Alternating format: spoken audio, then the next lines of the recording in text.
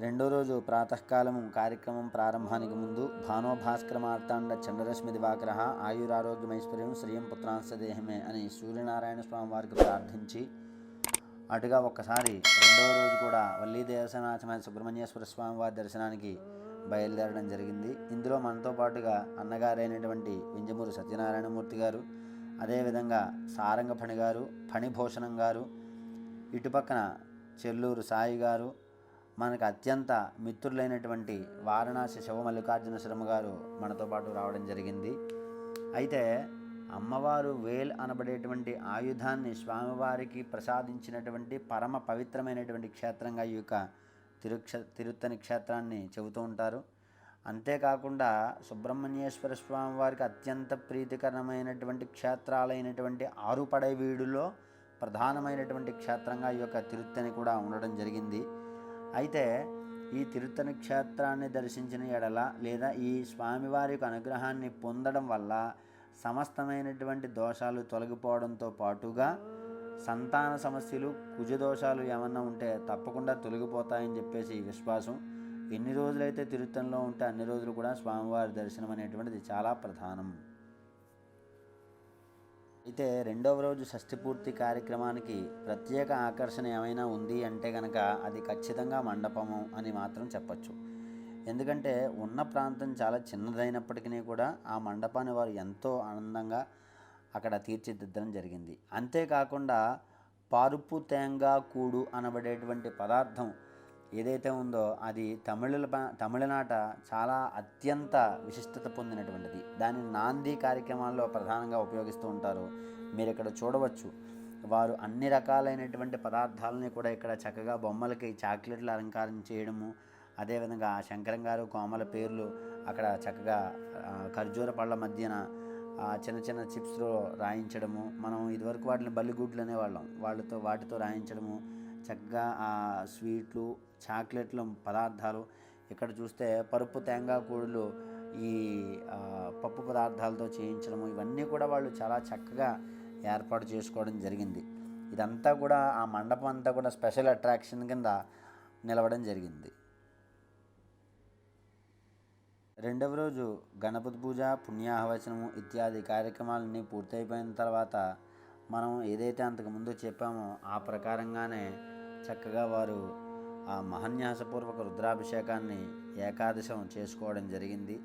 వారంతా కూడా అత్యంత కోలాహలంగా ఈ యొక్క కార్యక్రమంలో పాల్గొనడము, బంధువులందరూ కూడా చాలా ఆనందంగా వారి యొక్క మనోగతాలను చెప్పుకుంటూ ఆ యొక్క అపర్ణ గారు, అదేవిధంగా అనూష గారు తల్లిదండ్రులకి ఏ విధంగా ఈ యొక్క కార్యక్రమాన్ని చేస్తున్నారు అన్న విషయాల్ని వారందరూ కూడా చక్కగా కొనియాడుతూ, అదేవిధంగా నాగశంకరం గారు, కోమల గారు ఎంత కష్టపడి వాళ్ళని పైకి తీసుకురావడం జరిగింది అన్న వివరాలన్నింటినీ కూడా వారు ఆ సందర్భంలో ప్రస్తావించుకోవడం కూడా జరిగింది. అటు అభిషేకం పూర్తయిన తర్వాత చక్కగా వింజమూరు సత్యనారాయణ శర్మ గారు పాత్రా సాధన చేయించి చక్కగా ఆ యొక్క అగ్ని కార్యాన్ని పూర్తి చేయించి హోమం మనం ఏవైతే చెప్పుకున్నామో గణపతి, మహాలక్ష్మి, నవగ్రహ, వాస్తు, మహామృత్యుంజయ, మూలమంత్ర హోమాదులు, అదేవిధంగా మహాపూర్ణాహుతాది కార్యక్రమాలు కూడా వారు చేయించడం జరిగింది.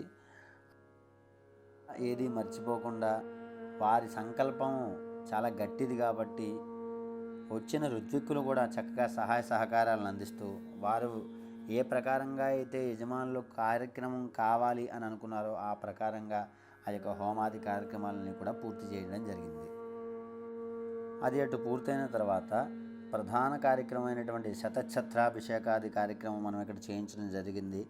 మండపంలో ఉండేటువంటి లక్ష్మీనారాయణ మండపాలను ఉద్వాసం చేయించి చక్కగా ఇరువురు దంపతుల్ని కూడా దగ్గరికి జరిపి వారిరువురి మీద కూడా ఆ యొక్క చిల్లుల జల్లెడను ఉంచి ఆ దంపతులు ఎవరైతే ఉన్నారో 60 కలశలు కూడా వాళ్ళ స్వహస్తాలతో తీసుకుని లక్ష్మీనారాయణని ప్రార్థిస్తూ సాగ్ర శతవర్ష పర్యంతము కూడా వారిరువురు కూడా స్వామివారి అనుగ్రహానికి పాత్రలే ఉండాలి అని, అదేవిధంగా స్వామివారి యొక్క అనుగ్రహంతో ఏ యొక్క రోగాలు కూడా దరి చేరకుండా వారి వంశవృద్ధి జరగాలి అని చెప్పేసి సంకల్పం చేసి వారందరూ కూడా పరమేశ్వర నామస్మరణం అదేవిధంగా లక్ష్మీనారాయణ నామస్మరణం చేస్తూ ఆ దంపతులు ఇరువురికి కూడా ఆ యొక్క మంత్రజలాన్ని చిల్లుల జలంలో వేసి వారి ఇరువురికి కూడా శతఛత్రాభిషేకం చేయడం జరిగింది.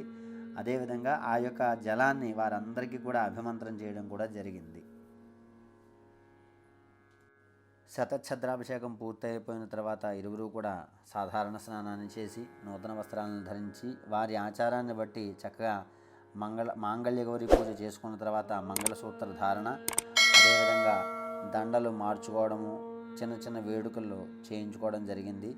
అటు పిమ్మట పెద్దలు ఎవరైతే ఉన్నారో అత్తమామలు, తల్లిదండ్రులు వారిరువురిని కూడా కూర్చోబెట్టి వారిరువురికి కూడా పాదపూజను చేసి వారిరువురికి కూడా వస్త్రాలను సమర్పణ చేసి వారి యొక్క ఆశీర్వాదాలని తీసుకోవడం జరిగింది. ఇదంతా పూర్తయిన తర్వాత వారి యొక్క కుటుంబీకులను అందరినీ కలిపి చక్కగా ఆశీర్వదించడం జరిగింది.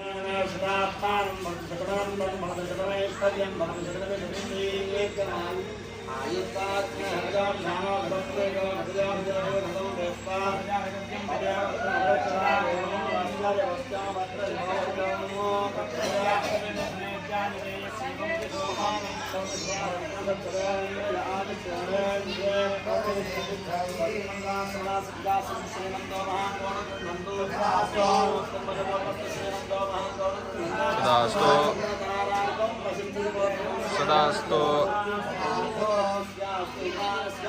షష్ట్యాంతి మహోత్సవాంగత్వేన లక్ష్మీనారాయణ సంపూర్ణ కృపా కటాక్షరేక్షణత అనుగ్రహ ప్రసాదస్తు పుత్రస్య మోక్షస్య ప్రభౌత్రికస్య సంపూర్ణ దేహారోగ్య ప్రాప్తిరస్తు ఉద్యోగేషు వ్యాపారేషు ఏకోత్తరాభివృద్ధిరస్తు. సభాయ నమః. సభాయ నమః అని పలకండి. క్యాటరింగ్ చేయించుకుందాం అనుకునేవారు తిరుత్తని లేదా చెన్నై పరిసర ప్రాంతాల్లో శ్రీ సాయి హాసిని క్యాటరర్స్ని సంప్రదిస్తే చక్కటి భోజనాన్ని వాళ్ళు మనకి ఏర్పాటు చేయిస్తారు.